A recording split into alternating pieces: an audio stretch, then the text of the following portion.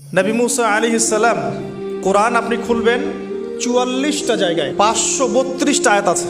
সুবহানাল্লাহ, ৪৪টা জায়গায় ৫৩২টা আয়াতে আল্লাহ রাব্বুল আলামিন মুসা ফেরাউন মুসা ফেরাউন মুসা ফেরাউন আমাদেরকে বলেছে। কোরআন কাদের জন্য? আচ্ছা, আমাদেরকে এই ঘটনাটা বারবার বলার কি কারণ? আল্লাহ পাক কেন এতবার করে মুসা আলাইহিস সালাম আর ফেরাউনের ঘটনা আমাদেরকে বলছেন? আমাদের উম্মার সাথে তার কি সম্পর্ক? সম্পর্ক হচ্ছে নবী সাল্লাল্লাহু আলাইহি ওয়াসাল্লামের সোনালী যুগ যেটা, সেটা চলে যাওয়ার পরে এই ফিতনার যুগে সারা বিশ্ব জুড়ে নতুন নতুন ফেরাউনদের উদ্ভব হবে ইনশাআল্লাহ। হয়েছে কি হয় নাই? এবং এটা চিরায়ত পরিণতি। আল্লাহ পাক এই এতবার করে ৫৩২ বার এই মানুষদেরকে ফেরাউনের গল্প কেন শোনাচ্ছেন? যাতে ফেরাউনের পরিণতি সম্পর্কে এরা সচেতন হয়, যাতে ওরাও ফেরাউনের পরিণতি সম্পর্কে সচেতন হয়। কে ফেরাউন? তার নাম রেমেসিস রেমেসিস। তো ফেরাউন কোনো নাম নয়, এটা একটা রাষ্ট্রীয় পদ। তো তার একটা নাম ছিল, আমি নামটা এই মুহূর্তে স্কিপ করে ফেলছি। কি কারণে সে ফেরাউন হলো? কেন তাকে ফেরাউন বলা হচ্ছে? এক দেখুন, ইউযাববিহুনা আবনাআকুম ওয়া ইস্তাহইউনা নিসাআকুম। মুসা আলাইহিস সালামের কওমের বনু ইসরাঈলদের ছেলেদেরকে মেরে ফেলছে, মেয়েদেরকে জীবিত রাখছে। সারা বিশ্ব জুড়ে তোমরা কি মুসলমান ছেলেদেরকে মেরে ফেলছো না? এখন আমরা তাদেরকে বলতে চাই, মেসেজ দিতে চাই, সারা বিশ্ব জুড়ে নব্য ফেরাউনরা মুসলিম ছেলেদেরকে মেরে ফেলছে না? এখন মেয়েদেরকে জীবিত রাখছে না? এদেরকে মেসেজ দেওয়া হচ্ছে ৫৩২ বার, এদেরকে মেসেজ দেওয়া হচ্ছে। কে ফেরাউন? যে বলছে আনা রব্বুকুমুল আ'লা, আমি তোমাদের মহান রব। সারা ওয়ার্ল্ড যারা চালাচ্ছে তারা এই দাবি প্রত্যক্ষভাবে না করলেও পরোক্ষভাবে ঠিকই করছে। ওয়ার্ল্ডের কতগুলো জায়গায় আপনি দেখবেন যে অবনত চিত্তে আল্লাহ পাকের হুকুমের সামনে মাথা পেতে নিচ্ছে। কয়টা জায়গায় আল্লাহ পাকের সুপ্রিম লসগুলোকে এস্টাবলিশ করা হচ্ছে। তার এটাকে ইনডাইরেক্টলি আপনি চ্যালেঞ্জ করছেন, আল্লাহ পাকের কিতাবকে আপনি ইনডাইরেক্টলি চ্যালেঞ্জ করছেন। এবং এটা আপনি সরাসরি না বললেও, যে আমি মহান রব নই, এ কথা সরাসরি না বললেও আপনার কাজে এটা প্রমাণ করছেন। আল্লাহ পাকের সমস্ত আহকাম হুকুম ইসলামিক বিধানগুলোকে উঠিয়ে দিয়ে জাহেলিয়াত প্রতিষ্ঠা করছেন, শিক্ষা ক্ষেত্রে, সাংস্কৃতিক ক্ষেত্রে, অর্থনৈতিক ক্ষেত্রে, ইভেন পলিটিক্যাল ক্ষেত্রে। তাহলে এটা কি ফেরাউনের আচরণ নয়? এটা কি ফেরাউনের আচরণ নয়? ফেরাউন কাকে বলে? ফেরাউনের ডেফিনেশন কি আসলে? তাকে একটার পর একটা নিদর্শন দেখানো হয়েছে। নয়টা নিদর্শন, 9টা দেখানো হয়েছে। আপনি সূরা তাহা পড়ুন, কসাস পড়ুন, পাবেন 9টা নিদর্শন। এতগুলো নিদর্শন আয়াত দেখার পরেও ফেরাউন ঈমান নিয়ে আসে নাই। তো এখন সারা ওয়ার্ল্ডে যারা আছে, বড় বড় ফেরাউন, নমরুদ, আজার, এদের সামনে নিদর্শনের অভাব আছে? এরপরেও কি তারা ইসলাম কবুল করছে, আত্মসমর্পণ করছে? ইসলামের উপর এত আগ্রাসন, এত ম্যাসাকার্ড অবস্থার পরেও ইসলাম কি দিন দিন কমছে না বাড়ছে? নিদর্শন। মুসলিমদের উপর এত সাংস্কৃতিক আগ্রাসন, শিক্ষাক্ষেত্রে আগ্রাসন, অর্থনৈতিক আগ্রাসন, পলিটিক্যাল আগ্রাসন, এরপরেও কি মুসলিমরা কমেছে না বেড়েছে? নিদর্শন।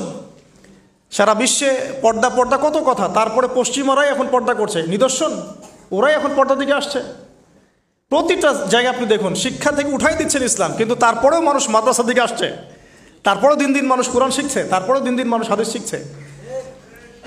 আমরা সংস্কৃতির নামে নগ্নতা বেহায়াপনা ছড়িয়ে দিচ্ছি, তারপরেও দেখুন দিন দিন মানুষ আবার আল্লাহর দিকে ফিরে আসছে।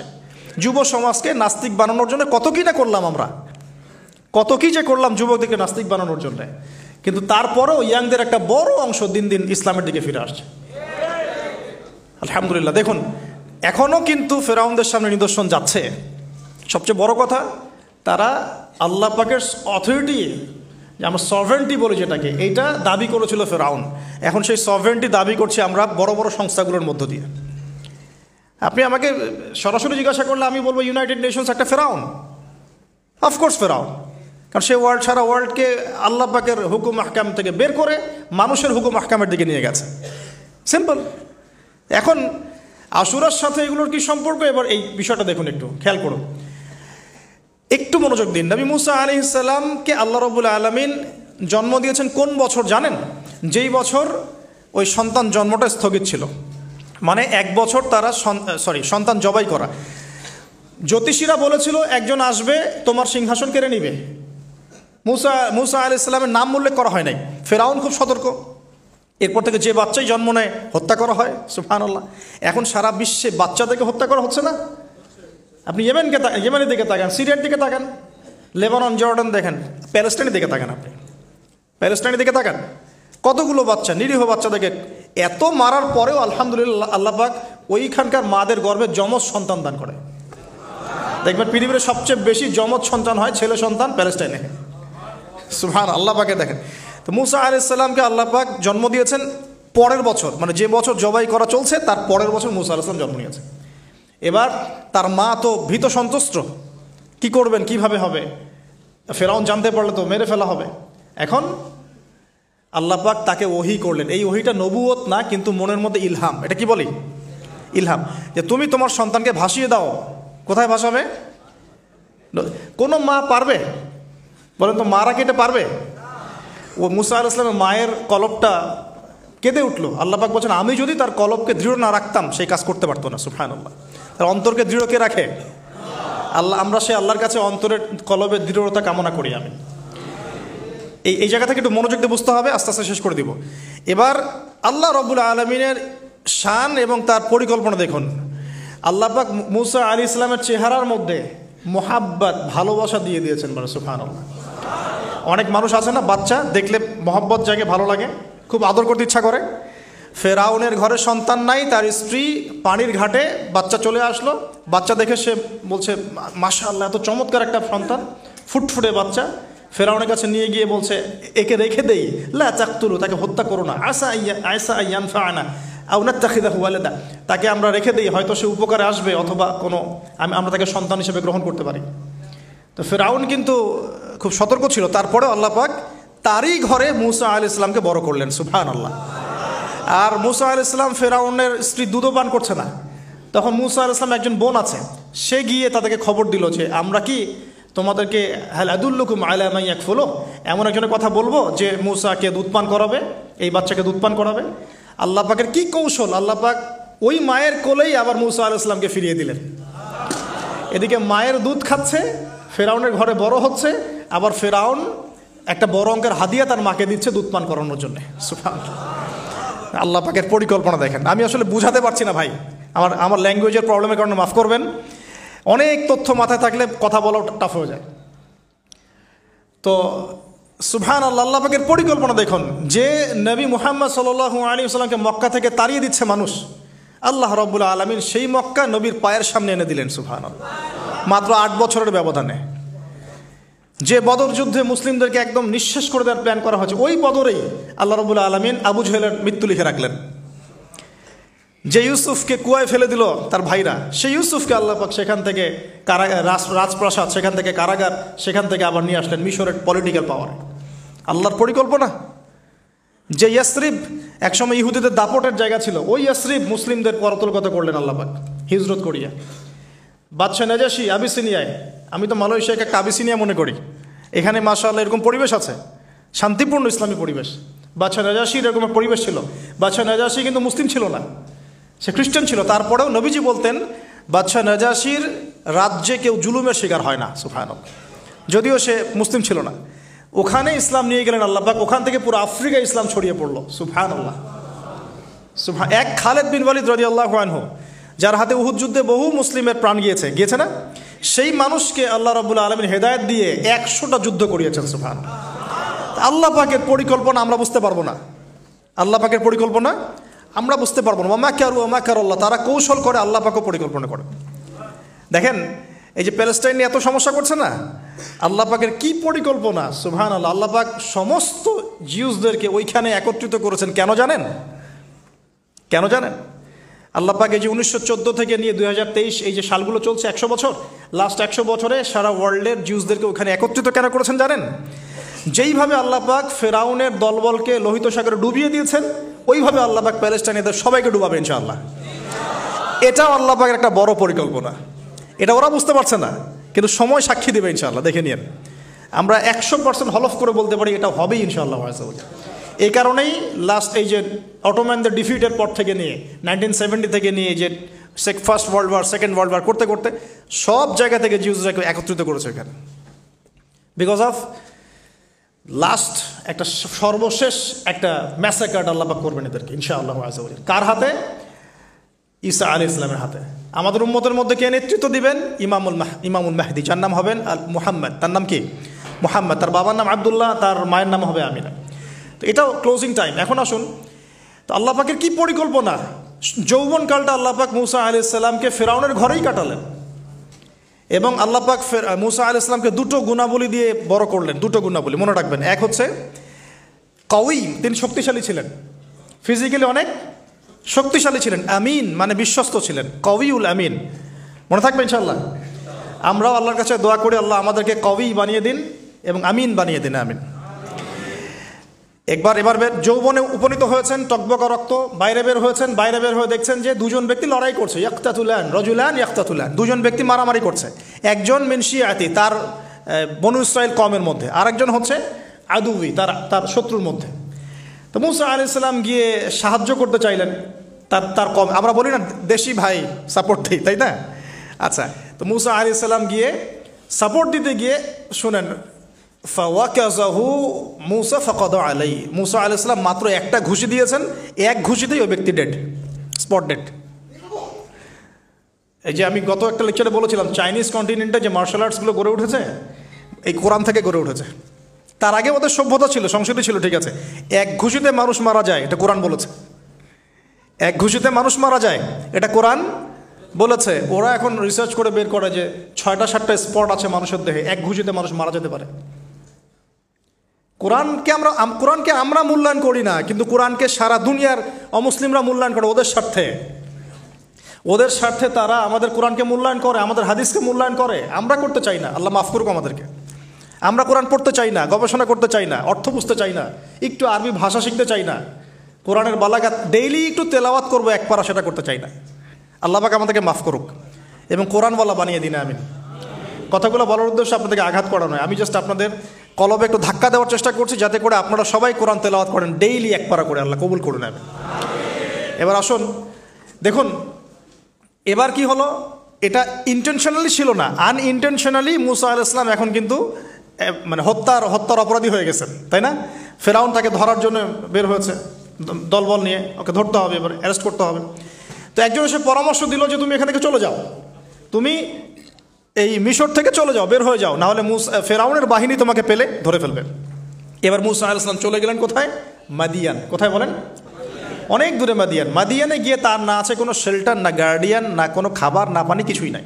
ঠিক নবী সাল্লাল্লাহু আলাইহি ওয়াসাল্লামের সাহাবীরা হিজরত করেছেন আবিসিনিয়ায়, নবীজি হিজরত করেছেন একবার তায়েফে, ওখানে মার খেয়ে চলে আসতে হয়েছে না, মনে আছে? তায়েফের 3টা গোত্র ছিল, আব্দে ইয়ালাইল, আব্দে মাসউদ, হাবিব বিন আমর, এই 3 গোত্রের নেতা ছিল। এরা নবী সাল্লাল্লাহু আলাইহি ওয়াসাল্লামকে ছোট ছোট বাচ্চাদেরকে দিয়ে পিটিয়েছিল, নাউজুবিল্লাহ। তারপরে নবীজি বদদোয়া করেন নাই, ওখান থেকে চলে আসছেন মক্কায়। আমি গুছিয়ে বলছি শর্ট করে। তো এভাবে মুসা আলাইহিস সালামকেও হিজরত করতে হয়েছে, দেখেন। আবার নবীজিকে হিজরত করতে হচ্ছে মদিনায়, তার মানে হিজরা বিষয়টা ইসলামের সাথে সম্পৃক্ত। পরিবেশ পরিস্থিতি অনুকূলে না থাকলে, যেখানে ভালো পরিবেশ সেখানে গিয়ে মানুষ থাকতে হবে। আলহামদুলিল্লাহ এখানে ভালো পরিবেশ আছে, আপনারা ভালো পরিবেশ পেয়েছেন।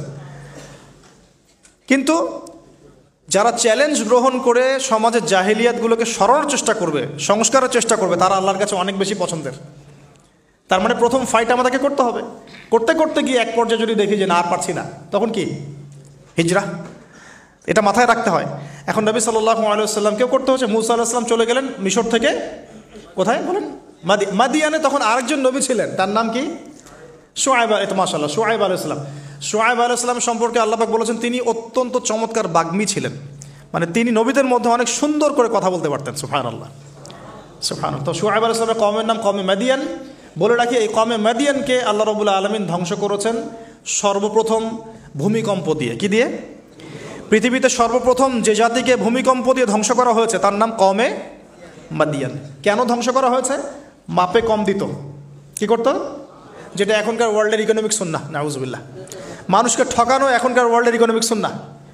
এবং এই মানুষকে ঠকানোর জন্য ইকোনমিক সেকশনে রিবা চালু করা হয়েছে। রিবা, সব জায়গায় রিবা, এভরি সিঙ্গল সেক্টর, যেটা under the foundation of World Bank আর IMF। রিবা আছে কি নাই? আর আমরা তো রিবাটাকে এখন মনেও করি না যে মায়ের সাথে জেনা করছি, মায়ের সাথে জেনা করছি। এটাই তো হাদিসের কথা। রিবার 70 শাখা আছে পাপের, 73 শাখা আছে পাপের, সর্বনিম্ন শাখা মায়ের সাথে জেনা করা, নাউজুবিল্লাহ। তো এটা ইকোনমিক সুন্নাহ হয়ে গেছে না এখন, মানুষকে ঠকানো, মাপে কম দেওয়া, রিবা। আর আমরা তো মাশাআল্লাহ ঘুষ ছাড়া কিছু হয় না, দুর্নীতি ছাড়া হয় না, টেবিল পাসই হচ্ছে না। আল্লাহ মাফ করুক আমাদেরকে। তবে এগুলা আমাদের ইবাদতকে নষ্ট করে ফেলছে।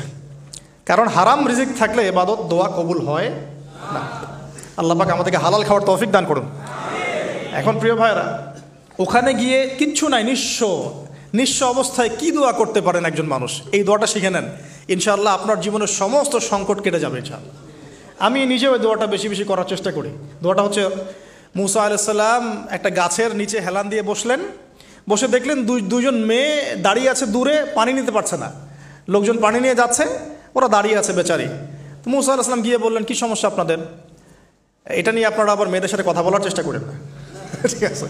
তো মাহারাম গায়রা মাহারাম মেনে চলে। তারা বললেন যে আমাদের বাবা অনেক বৃদ্ধ মানুষ, আমরা পানি নিতে পারি না যতক্ষণ না আমাদের কম পানি নিয়ে চলে যায়। তো মুসা আলাইহিস সালাম তো একটু বললাম না, ফিজিক্যালি খুব স্ট্রং ছিলেন, থাকে না বডি বিল্ডার, সামনে গিয়ে কথা বলে সরো পানি নিতে দাও, তখন মানুষ একটু মূল্যায়ন করে না। তো মুসা আলাইহিস সালাম এভাবে পানি নিয়ে দিলেন এবং বাছুরদেরকে পানি পান করালেন, করিয়ে গাছের নিচে এসে বসে আছেন। বসে বসে তিনি দোয়া করছেন, এই যে দোয়াটা তিনি দোয়া করছেন, রব্বি, একটা নেক কাজ করলেন না, মানুষের উপকার করলেন, নেক কাজ করে এসে গাছের নিচে বসে দোয়া করছেন, আল্লাহ এখানে তো আমার খাবার পানি বাসস্থান কিছুই নাই, আমি কি করব? রব্বি ইন্নি লিমা আনজালতা ইলাইয়া মিন খায়রিন ফকির, রব্বি ইন্নি লিমা আনজালতা ইলাইয়া মিন খায়রিন ফকির। আবার বলেন, রব্বি ইন্নি লিমা আনজালতা ইলাইয়া মিন খায়রিন ফকির। অর্থ হচ্ছে, হে আল্লাহ, তুমি তোমার পক্ষ থেকে আমার উপরে যে নিয়ামতগুলো দিবে, আমি এর জন্য ফকির হয়ে বসে আছি আল্লাহ। অর্থ বুঝে পড়বেন ভাই, নামাজ রোজা হজ জাকাত যাই করেন আল্লাহর ওয়াস্তে অর্থ বুঝে পড়বেন। অর্থ বুঝে পড়লে আপনার ইবাদতের স্বাদ পাবেন, তৃপ্তি পাবেন, আল্লাহর সাথে কানেকশন হবে, আল্লাহর নূর পাবেন, মাআরিফত পাবেন, সত্য স্বপ্নও দেখবেন তখন ইনশাআল্লাহ। তখন সত্য স্বপ্ন দেখবেন ইনশাআল্লাহ। আল্লাহ পাক তৌফিক দান করবেন। এবার আল্লাহ পাকের সাহায্য নেমে আসলো, ওই দুই মেয়ের মধ্যে একজন হেঁটে হেঁটে চলে আসে। এবার এই মেয়ের হাঁটা সম্পর্কেও কোরআন কথা বলেছে, সুবহানাল্লাহ। এই মেয়ে কিভাবে হেঁটে এসেছে এই হাঁটার বর্ণনাও কোরআন দিয়েছে। কোরআন বলেছে এই মেয়ে হেঁটে আসছে লাজুক পায়ে। কি পায়ে?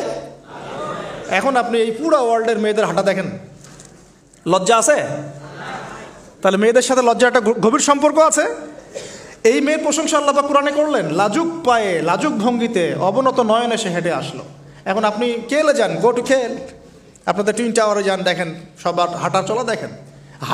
হায়া লজ্জার কোনো বালাই আছে এখানে? আমি গত লেকচারে বলেছিলাম যে আদম আলাইহিস সালাম এবং হাওয়া আলাইহিস সালাম, ইবলিস তাদের সাথে প্রথম যে আচরণ করেছে ওই ফল খাওয়ানোর পরে, সেটা কি? তাদের গা থেকে পোশাক খুলে পড়ে গেছে, মানে নগ্ন করে দিয়েছে আমাদের পিতামাতাকে। মহাবিশ্ব নগ্ন করে দিয়েছে কে? ইবলিস। তো এখন এই পৃথিবীতে আমরা যারা নগ্নতার চর্চা করছি, তার কার এজেন্ট আমরা বুঝতে বাকি আছে? আমার কথা কি বুঝতে পারছেন কি না? এই কানেকশন মেলানোর চেষ্টা করেন, ডটসগুলো মেলানোর চেষ্টা করেন। সামনে যাই প্রিয় ভাই, এই মেয়ে এসে বলছে, আমার বাবা আপনাকে ডাকেন, আমার বাবা আপনাকে ডাকছেন। তিনি গেলেন, বাবা শুআয়ব আলাইহিস সালাম। তখন এক বোন ইনডাইরেক্টলি বাবাকে বোঝাচ্ছে যে বিয়ে শাদী দিলে ভালো হয়। এক বোন বলছে যে আপনি তো তাকে পুরস্কৃত করতে চাচ্ছেন, তাহলে এইরকম কওয়িউন আমিন একজন মানুষকে সবচেয়ে ভালোভাবে পুরস্কৃত করা যায় তার যথাযোগ্য প্রতিদান দেওয়ার মধ্য দিয়ে।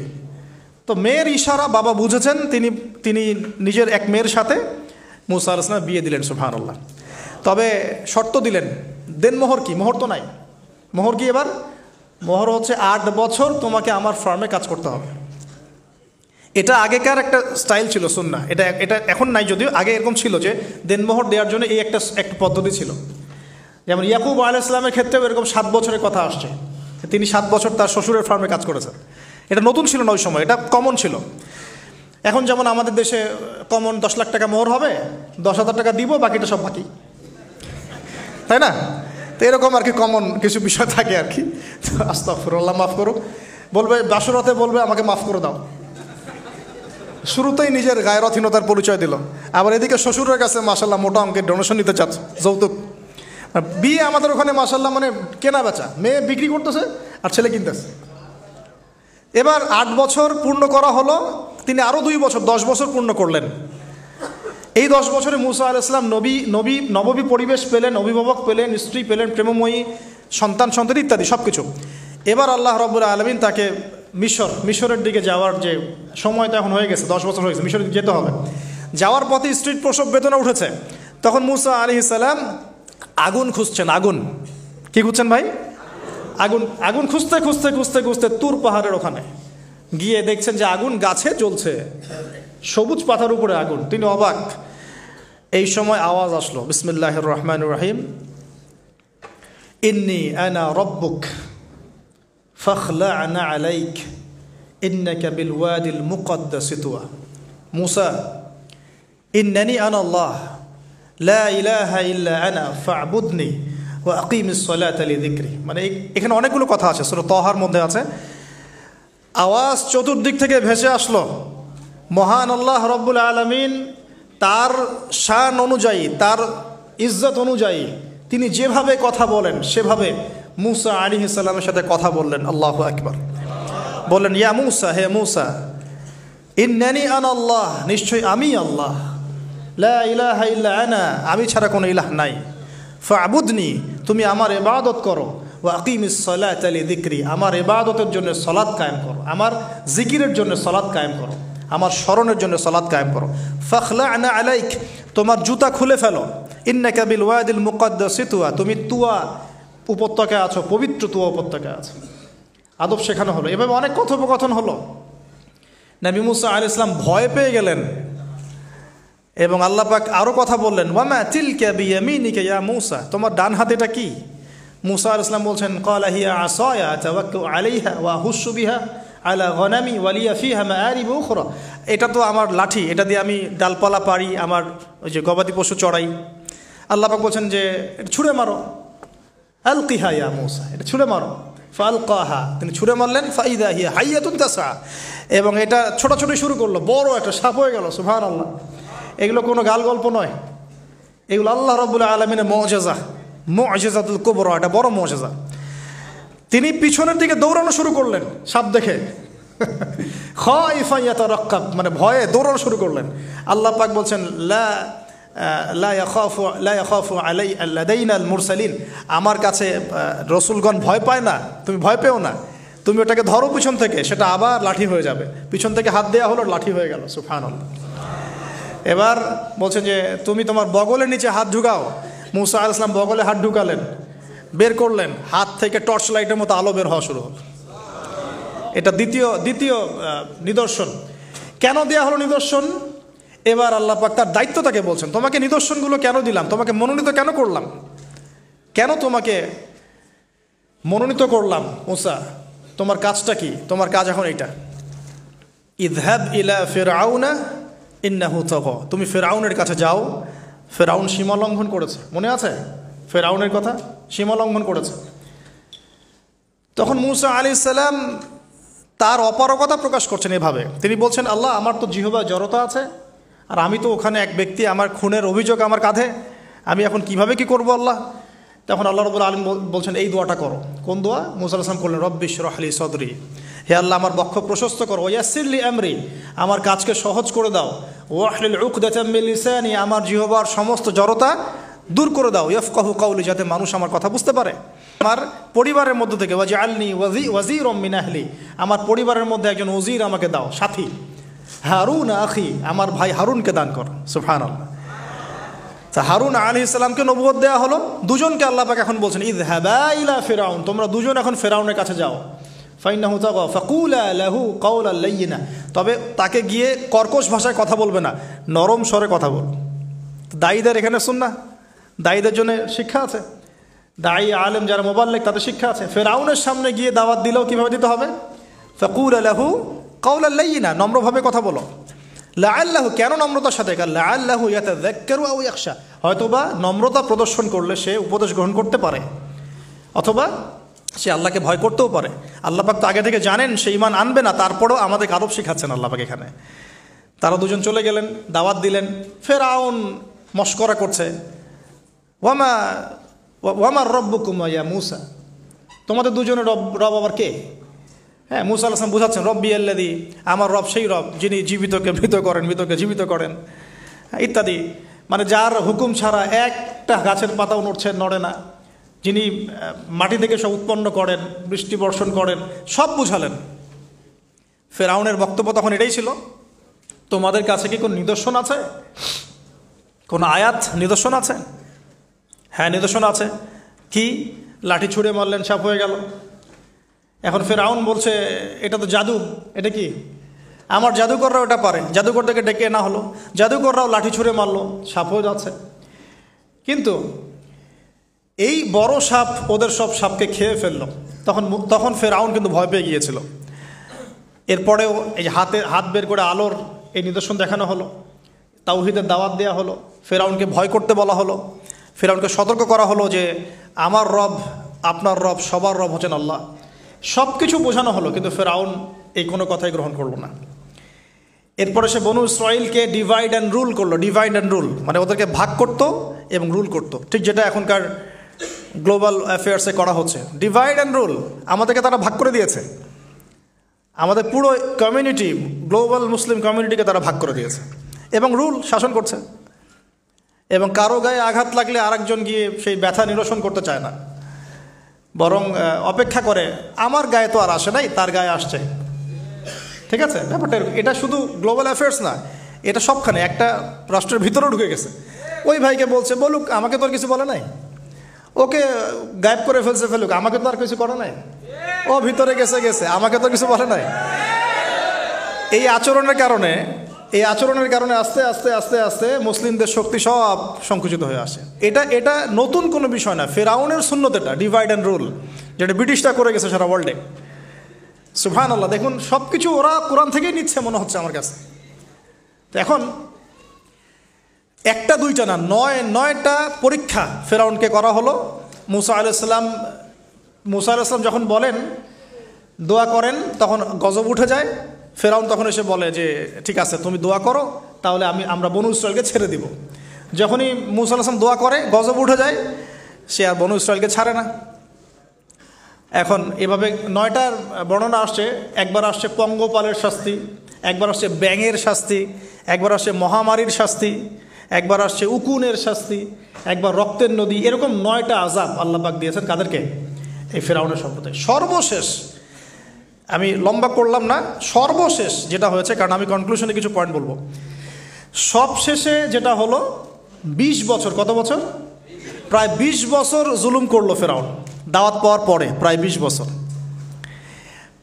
দাওয়াত পাওয়ার আগের কথা তো বাদ, ইসলামের দাওয়াত পাওয়ার প্রায় 20টা বছর সে বনু ইসরাইলকে এভাবেই টর্চার করতে থাকলো। 9টা নিদর্শন আসলো, কোনোটাই সে গ্রহণ করলো না। এবং সর্বশেষ তার কল ছিল যে আমি ছাড়া তোমাদের কোনো রব আছে এটা আমি জানি না, নাউজুবিল্লাহ। এবং সূরা নাবার মধ্যে আল্লাহ বলেছেন যে ফেরাউন বলেছিল আনা রব্বুকুমুল আ'লা, আমি তোমাদের মহান রব, নাউজুবিল্লাহ। এই ছিল ফেরাউনের শেষ স্টেটমেন্ট। এবার মুসা আলাইহিস সালাম বনু ইসরাইলকে নিয়ে চলে যাচ্ছেন মিশর থেকে। ফেরাউন দলবলে ধাওয়া করছে, সামনে সাগর আর পিছনে ফেরাউনের বাহিনী। মুসা আলাইহিস সালাম এখানে বনু ইসরাইলকে নিয়ে একটা রিম রক বলি আমরা, যেটা পাহাড়ে উঠতে সামনেও যেতে না পারে, পিছনেও যেতে না পারে, এরকম একটা অবস্থা। এই সময়ে মুসা আলাইহিস সালামের গোত্রের কিছু মানুষ বলেছিল যে ইয়া মুসা ইন্না লামুদরাকুন, হে মুসা আমরা তো ধরা পড়ে গেলাম, আমরা মনে হয় আজকে ধরা পড়ে গেলাম। এই অবস্থাতে মুসা আলাইহিস সালাম বলেছিলেন, একটু বোঝার চেষ্টা করেন, পিছনে ফেরাউনের বিশাল বাহিনী, সামনে সমুদ্র, যাওয়ার কোনো জায়গা নাই, একদম কোনো জায়গা নেই, খালি চোখে কোনো জায়গা দেখা যাচ্ছে না। ওই সময় খালি চোখে, বাহ্যিক চোখ দিয়ে কোনো উপায় দেখা যাচ্ছে না। বাহ্যিক চোখে ওই সময় কোনো উপায় দেখা যাচ্ছে না নিষ্কৃতির, নাজাতের। ঠিক এখন সারা ওয়ার্ল্ডে বাহ্যিক চোখে মুসলিমদের নাজাতের কোনো পথ দেখা যাচ্ছে না। বাহ্যিক চোখ দিয়ে কি করবে মুসলিমরা? খালি পড়াশোনা করবে, না কমিউনিটি করবে, না জিহাদ করবে, নাকি তাগুতের এগেনস্টে লড়বে? কি করবে মুসলিমরা? নাকি সারাদিন বসে বসে মসজিদে তাসবিহ টিপবে আর নামাজি পড়বে? কি করবে মুসলিমরা? বাহ্যিক চোখ দিয়ে এখানেও কোনো ফয়সালা দেখা যাচ্ছে না। তখন আল্লাহ রাব্বুল আলামিন মুসা আলাইহিস সালামকে একটা পরীক্ষাও নিলেন। একজন বলছে ইন্না লামুদরাকুন, আমরা ধরা পড়ে গিয়েছে। মুসা আলাইহিস সালাম তখন বলছেন দৃঢ় চিত্তে, কাল্লা কাল্লা, কখনো না, ইন্না রব্বি মাইয়া সায়াহদিন, নিশ্চয়ই আমার রব আমার সাথে আছেন, তিনি আমাকে পথ দেখাবেন। সুবহানাল্লাহ। তাহলে আজকেও মুসলিমদের সারা ওয়ার্ল্ড ওয়াইড এই চেতনাই থাকা উচিত যে কাল্লা, কখনো না, আল্লাহ ইন্না রব্বুনা মা'ানা, নিশ্চয়ই আমাদের রব আমাদের সাথে আছেন, তিনি আমাদেরকে পথ দেখাবেন ইনশাআল্লাহ। এই পথই আমরা চাই, ইহদিনাস সিরাতাল মুস্তাকিম, তাই না? সিরাতাল লাযিনা আনআমতা আলাইহিম গায়রিল মাগদুবি আলাইহিম ওয়ালাদ-দাল্লিন। এই বাস, যখন আপনি পুরো দমে আল্লাহর উপর তাওয়াক্কুল করে ফেলবেন, তখনই তো আল্লাহ রাব্বুল আলামিনের নুসরা নেমে আসবে।